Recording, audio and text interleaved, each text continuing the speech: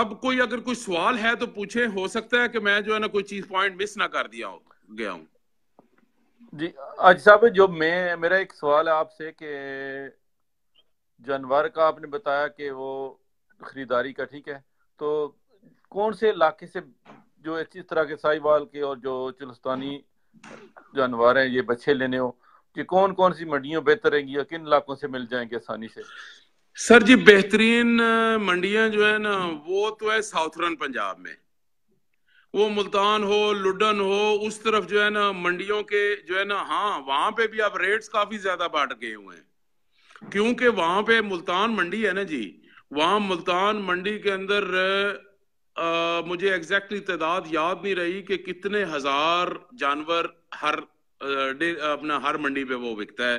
तो नहीं, मेरे ख्याल में 14,000 जानवर हैं, उनकी ट्रेड होती है वहां पे प्रॉब्लम ये हुई है कि शुरू शुरू में, आज से 2 3 4 साल पहले अगर आप चले जाएं, तो वहां पे आपको जानवर अच्छा भी मिलता था और सस्ता भी मिलता था। अब पोजीशन ये हो गया है कि पूरे का पूरा सिंध भी उस तरफ आ रहा है, पंजाब भी, यहां से सेंट्रल पंजाब भी साउथर्न पंजाब में जा रहा है, जिसकी वजह से वहां पे रश भी बहुत हो गया है, जानवर भी बहुत आ रहे हैं, लेकिन वो रेट जो किसी जमाने में हुआ करते थे वो रेट नहीं रहे। आप किसी भी मंडी से माल खरीदते हैं ना, आपने ये देखना है कि आपने देसी जानवर खरीदना है, हम्प वाला, नाफ वाला, जिसको हम नेवल बोलते हैं, बेली बटन जो जिसको बोलते हैं, उस वो हो, और वो खुली जिसकी चमड़ी का गुट हो, हो, अच्छे पंजाबी जिसे राउंड गुट से कहते उसके हैं। थाइज हो। जी जी गुट जी, भी क्या हो, कह जिसको सर आपने? पंजाबी में बैल की गुट कहते हैं। हाँ जी, शायद वो हम्प को मुझे एग्जैक्टली पता नहीं है जी, को ऊपर हम्प जो बना होता है जी जी, उसके आगे उसको टांगों के पंजाबी ऊपर में जो। गुट कहते हैं। अच्छा, मे बी सर, थैंक जी यू जी, वेरी गुट मच फॉर वाले। टेलिंग मी।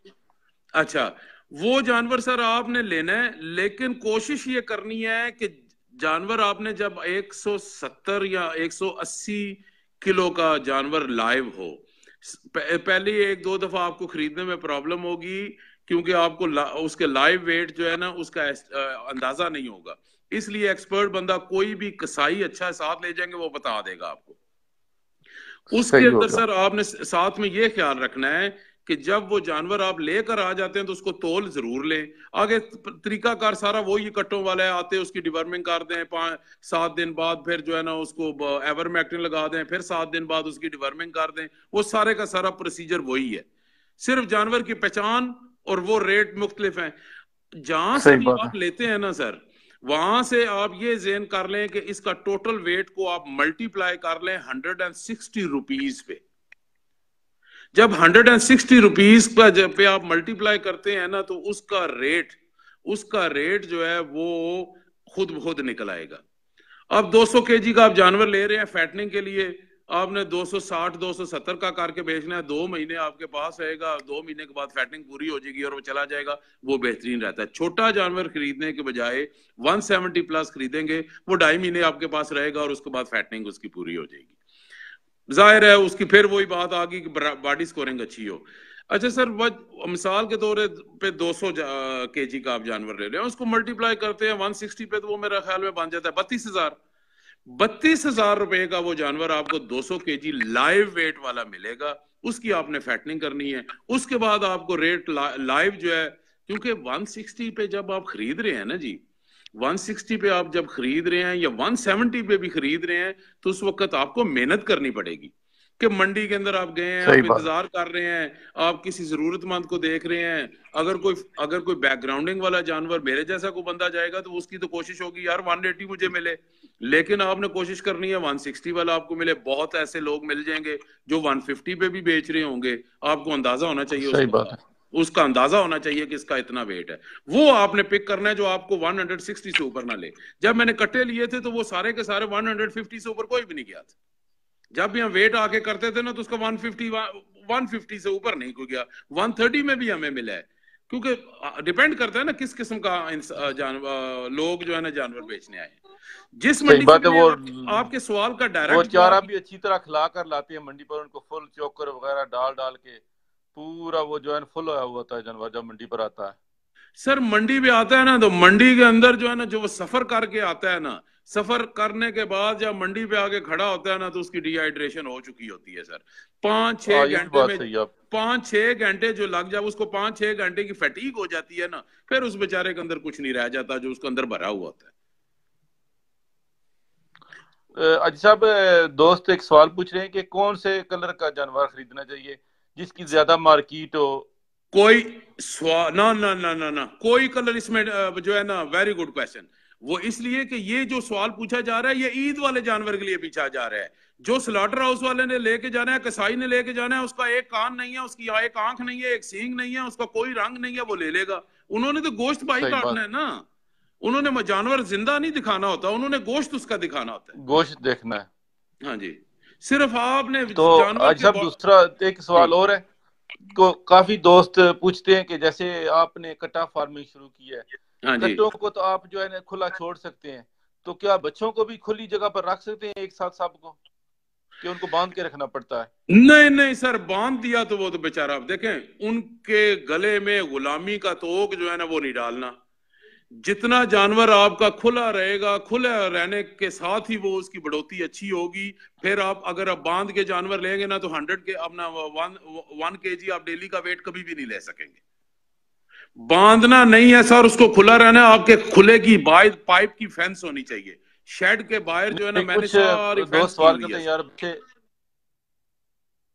जी कि आपस में जो है ना झगड़ते हैं एक दूसरे के साथ, इनको जो है बांध के रखना पड़ता है। मेरे नहीं ख्याल में जब नहीं वो नहीं, बड़ा हो कोई नहीं जाता है झगड़, उस वक्त बिल्कुल उसको कोई बांध। नहीं झगड़ते सर।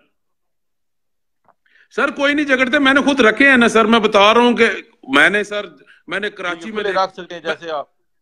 सर मैंने कराची में देखा है 1000 जानवर भैया। वक्त कराची में जाके मैंने देखा है कि 1000 जानवर उन्होंने जो है ना अंदर खुला छोड़ा हुआ है, बीच में खड्डे। उनकी तो बखैर बड़ी बुरी हालत थी। उन बेचारों की अपनी हालत को उधर खराब हुई हुई थी कि वो आपस में उन्होंने लड़ना क्या था। थोड़ा बहुत खेल खूल के इधर उधर कर लेते हैं, लेकिन लड़ते वगैरह कोई नहीं है सच के कोई जख्मी हो। सही सही होगा। तो अज साहब, आपने जो फीड पर TMR बताया था, मेरे ख्याल लास्ट टाइम वो कहा था कि फार्मूला जो है कमेंट में शेयर कर देंगे। मेरे जी ख्याल वो में मैंने वो कर दिया आपसे था। हाँ जी। कर दिया था। अच्छा, दूसरा जो जी है ना वो वो मैंने कर दिया था। हाँ जी। कोई दोस्त पूछते हैं कि अगर पराली आपके पास वाफर मकदार में है, तो जी अगर उसको यूरिया ट्रीटेड कर लें तो क्या वो पराली जी, दे सकते हैं या नहीं दे सकते? जी जी। पराली सर, जी जी, पराली। पराली सर अगर आपने इस्तेमाल करनी भी है ना तो फिर ये जेहन में रखें कि दिसंबर जनवरी इस्तेमाल कर लें जब बहुत ज्यादा ठंड पड़ रही होती है। उसके अलावा जो है ना पराली मैं तो ठीक नहीं हो गया। सजेस्ट करता। पराली की जगह पे अगर आपने फैटनिंग में जाना है तो फिर पराली वगैरह के चक्कर में ना डलें, फिर तूड़ी के वगैरह के चक्कर में ना डलें। फिर उसको बेहतरीन रोड ग्रास हमारे हर जगह पे हो रहा है, बड़ा ढीठ किस्म का है। अंदर ग्रेजिंग करानी है तो ग्रेजिंग पार्टीशन करके की जा सकती है। अगर उसको जो है ना काट के उसको खुश करके डालते हैं तो उसको 8 to 10% रोड ग्रास के अंदर, हे के अंदर से आपको प्रोटीन भी मिल जाती है और ड्राई मैटर भी मिल जाता है। सही बात है। तो अज साहब, जो वैसे तो ये जो भैंसों वगैरह के जो कट्टे वगैरह, इनके आगे तो ये जो बच्चे लेकर आते हैं गाय वगैरह, तो पता है नमक वगैरह भी चाटती हैं, तो हाँ ये जी। क्या नमक के ब्लॉक इनकी खुलियों में रख सकते हैं या कि नहीं रखने चाहिए? इसमें बस थोड़ी सी आपको रोशनी डाल दें। सर जी इनकी इनकी जो अपना खुरलियां हैं, जो इनके बिन हैं या इनके जो होते हैं उसके अंदर नमक, मैं तो कहता हूँ जी कि मैं 2 किस्म का नमक, काला नमक की भी डेलियां रखता हूँ और सफेद नमक की भी डेलियां रखता हूँ। और नमक नमक और आप ये कह लें कि मीठा सोडा, मीठा सोडा बहुत कम जो है ना उसकी मकदार रख के अंदर डालें, उससे हाजमा नमक, देखें जी नमक के अंदर कैल्शियम भी तो उसको मिल रही है ना। जी इसलिए जी। नमक रखना और डाइजेस्टिव भी, वो डाइजेस्टिव सिस्टम के लिए बड़ा अच्छा होता है। इसलिए नमक तो हर खुरली में होना चाहिए और वाफर मिकदार में पड़ा होना चाहिए। जब जी चाहे उसको लिकिंग करें, चाटे करें जी। सही बात है। तो नमक के अलावा भी उनको जो है वो, अगर आपने वो मसाला वगैरह को देना है आदमी के लिए, LV टेस्ट वगैरह, जिससे खुराक अच्छी खाएं, तो वो भी तो वो भी देना चाहिए। उसके बाद बताएं। और कुछ दोस्त सवाल कर रहे हैं कि कुछ लोग जो है वो पोल्ट्री फीड भी डालते हैं जानवरों, उसके बारे में थोड़ी सी रोशनी डाल दें, कि क्योंकि ये बड़ा अहम सवाल है और अक्सर ऐसा लोग कर रहे हैं। पोल्ट्री फीड के नुकसानात क्या हैं और उसके फायदे क्या हैं जी मैं बताता हूँ इस सर। जानवर को डालने के? जी ठीक हो गया सर जी। पहला पहला तो आपका सवाल था, जरा रिपीट कर दे। दो सवाल आपने पीछे हैं। पहला सवाल क्या पूछा आपने? पहला मैंने पूछा है कि आजमे के लिए आपको एलवी जेस्ट वगैरह हाँ या जी, वो ऐसा। देखें इनको मसाले वगैरह देने की जरूरत नहीं होती। ये आपके पास मेहमान होता है 60 दिन का, 50 दिन का, 60 दिन का, इसको आपने मसाले वगैरह नहीं देने होते। इसकी डिवर्मिंग और अपना जो है ना सब कट इंजेक्शन वो महीने के महीने लगना चाहिए। इसको मसाले वगैरह की जरूरत नहीं होती। इसका सही बात है। हाँ जी, ये कोई इसका हमने कोई दूध वगैरह या दूध के लिए नहीं हम रख ले, या दूध वगैरह नहीं धोना होता। इसकी फैटनिंग करनी होती है। और इसके जब हाजमा खराब होता है ना, वो आपको समझ आ जाती है। उस वक्त हाजमे खराब होने की सूरत में आप इसको अगर वो लूज कर रहा है, अगर वो अपना लूज उसकी ड्रॉपिंग है, या उसके मुताबिक से आप डॉक्टर से मशवरा करके उसको कोई भी मेडिसिन दे। इसमें मसाले नहीं होते। दूसरी आ गई अपना अपना पोल्ट्री फीड। पोल्ट्री फीड मैंने जाती तौर पे इस्तेमाल की है जी। मैंने पोल्ट्री फीड जाती तौर पे इस्तेमाल इसलिए किया है कि मैं जब हमारा पोल्ट्री के अंदर जब फ्लॉक निकल जाता है ना, तो फ्लॉक निकलने के बाद हमारी लाइनें, जो फीड लाइनें होती है ना वह शेड के अंदर, उसके अंदर बच जाती हैं। कभी 4 बोरियां, कभी 5 बोरियां, कभी 6 बोरियां। वो बची हुई फीड आपको हाफ प्राइस पे मिल जाती है। हमारा तो अपने शेड है, जिसकी वजह से हमारे लिए इजी हो जाता है कि भाई हमारी बची हुई फीड जो है वो अब दोबारा हमने किसी को देने के बजाय हाफ प्राइस पे वो हम खुद इस्तेमाल कर लेते खुद हैं। इस्तेमाल कर लेंगे। लेकिन अगर आप नई फीड डालते हैं, नई फीड डालने का मतलब यह है कि 2350 रुपीज, 2350 का 50 किलो बैग। अब 2350 किलो का बैग जो है वो इतना ज्यादा कॉस्टली है, इतना ज्यादा कॉस्टली है कि आप 2350 को 50 के ऊपर तकसीम करते हैं तो उसकी जो पर केजी प्राइस आती है, वो पर केजी प्राइस अगर आप घर में वंडा बना लें, हाई प्रोटीन बना लें, TMR के अंदर जो मैंने उस दिन दिया था उसके अंदर मोर देन 17, उसके अंदर सर 17% प्रोटीन है। तो 17% प्रोटीन जो TMR मैंने बना के उस दिन पोस्ट किया था, तो हमें क्या जरूरत पड़ी है कि एक तरफ हमारा 26, 27, 28 रुपए का TMR बन रहा है, वो उसकी कॉस्ट आ रही थी 23 रुपए, 24 रुपए। ये अगर आप 28 रुपए में भी कर लें, 30 रुपए भी कर लें, तो ये पड़ रही होती है पर केजी हमें मोर देन 45 रुपीज। सही बात अब है। ये वर्थ नहीं करती, क्योंकि हमारा एंड ऑफ द डे हमने देखना ये होता है कि 1 kg वेट लेगा। इसकी टेंडेंसी नहीं है इससे ज्यादा देने की। 1100 ग्राम दे देगा, 1.5 किलो तो नहीं देगा ब्राह्मण की तरह, ये शार्ले की तरह, या उसका क्या नाम है एंगस की तरह के 1.5 किलो डेली की दे रहा है। इसने 1100, ज्यादा से ज्यादा 1100 देनी है। जब 1100 हमें उस TMR पे मिल रही है, अपनी टेंडेंसी पूरी कर रही है, तो हम 45 रुपए की फीड डाल के हम जाया कर रहे हैं उसको, उसका कोई फायदा नहीं। एक देखे ना, एक चीज की कैपेसिटी इतनी है कि उसने डेली वेट गेन इतना करना है, ओवर कैपेसिटी तो वो नहीं जाएगा।